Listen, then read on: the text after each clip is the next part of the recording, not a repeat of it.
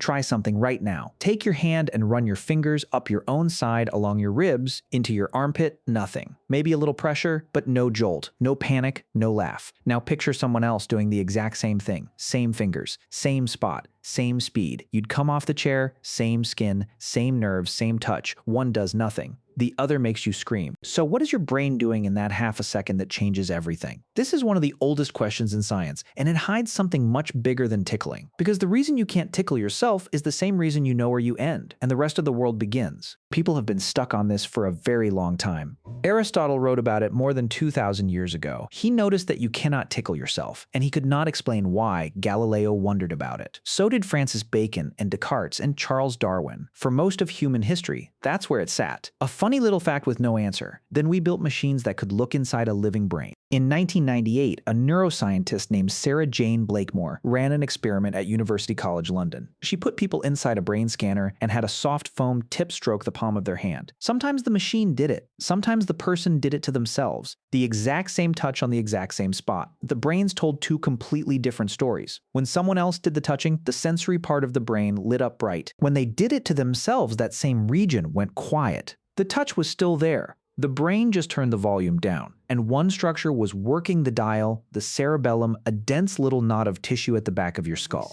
Here's what it does, and your brain does something you never notice. It sends the command out to your muscles, but it also fires off a copy of that command, a prediction, a little note that says, here's exactly what we are about to feel. Scientists call it an efference copy. Think of it as your brain talking to itself a fraction of a second before anything actually happens. So when your own fingers head for your ribs, the prediction gets there first. It arrives before your hand does. And it says, relax. This one is us. We already know how this feels. Then the real touch lands. Your brain checks it against the prediction. It matches, so it cancels it out. The tickle is deleted before you ever feel it. That's the whole trick. You can't tickle yourself because you can't surprise yourself. Your brain has already read the ending. But an outside touch, nobody sent a prediction for that one. There is nothing to cancel, so it hits at full volume, unexpected, unfiltered, and that is exactly what tickling feels like. Now, a good scientist does not stop at a nice story. You test it. So Blakemore and her team built a setup with two robotic arms. You move one arm with your hand.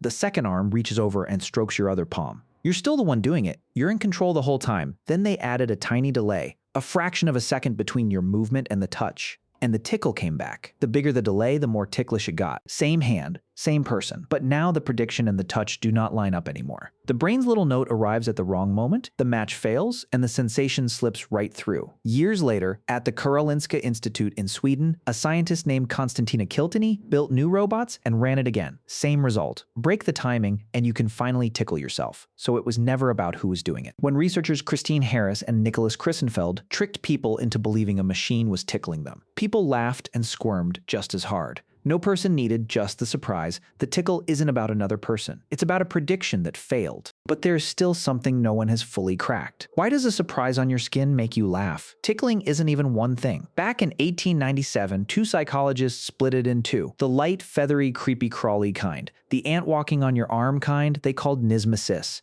The kind that makes you shriek and curl up and beg for it to stop, that one is gargalesis, and we are not the only ones who feel it. In the 1990s, a neuroscientist named Jock Panksepp discovered that rats laugh. When he tickled young rats, they made rapid chirps at 50 kilohertz, far too high for your ears. They chased his hand around the cage to get more. They were by every measure he could find having fun. So this thing in you is older than language, older than humans, and look at where you are ticklish. The ribs, the neck, the stomach, the soft inside of the arm. The exact places you would cover if something were attacking you. Some scientists think that is the point. Tickling may be how young mammals learn to guard the body's weak spots wrapped inside a game, taught through laughter between people who already trust each other. It only works with someone you feel safe with. A stranger doing it isn't funny. It feels like a threat, which brings us back to the real mystery. Because none of that explains the strangest part. You can be surprised, defended, and delighted by someone else's fingers, but never by your own. So step back. Why would your brain build an entire prediction machine just to ruin tickling? It didn't. Tickling is a side effect. This machine is answering a question your brain has to settle thousands of times a second. A question so basic you have never once heard it ask. Was that me? Or was that the world?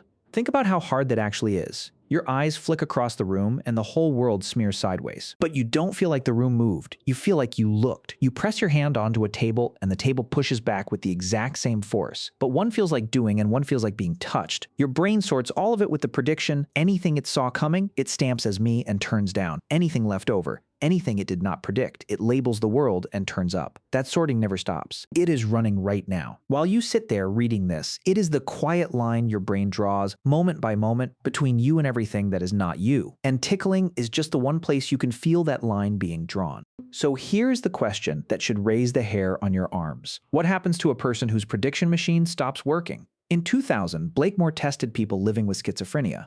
And she found something almost no one expected. They could tickle themselves. Their brains had stopped canceling their own touch. The line between me and the world was slipping, and that same slip may explain the most frightening parts of the illness. Because think about what inner speech is. When you talk to yourself inside your head, your brain predicts it, tags it as me, and it feels like your own quiet thought. But if that prediction fails, the thought arrives unlabeled, unexpected, stamped as the world. Your own voice arriving from outside your head. A voice that does not feel like yours. That is what many researchers now believe a hallucinated voice actually is. Not a voice from nowhere. Your own thought that your brain forgot to sign. It is the same failure that lets a patient tickle their own hand. And it is why some people with schizophrenia feel their own arm is being moved by someone else. The message that says this is me never arrived. The exact same machine. One version cannot tickle itself and feels whole. The other can, and the self begins to come apart. So try it one more time. Run your fingers up your own side, that nothing you feel. That flat, boring nothing, that is not nothing. That is your brain quietly, thousands of times a second, drawing the line between you and the entire universe, sorting every touch, every sound, every thought into me and not me, and almost never getting it wrong. The only reason you feel like one person, one self behind one pair of eyes, is that this line never slips. You can't tickle yourself, and that might be the most reassuring thing your brain will ever do for you.